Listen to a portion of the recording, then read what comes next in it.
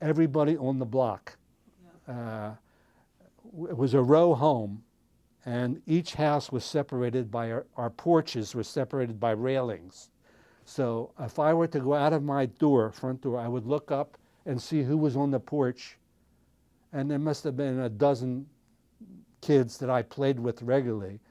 And if it was raining, we'd just climb over the rails and play together. But Jewish holidays, like Passover, nobody went to school. We were all dressed up, and we had many, many games that we played with nuts, pecans, because they roll good. And I remember, and we used to carry pockets full of filberts, that's what they were, filbert nuts, a handkerchief, and we'd be out on the street with our pocket full of filberts, and we'd put them in our handkerchief and bang them against the sidewalk to crack the shells so we could eat them. Plus, we play games with them against the wall. So it was really a neighborhood celebration.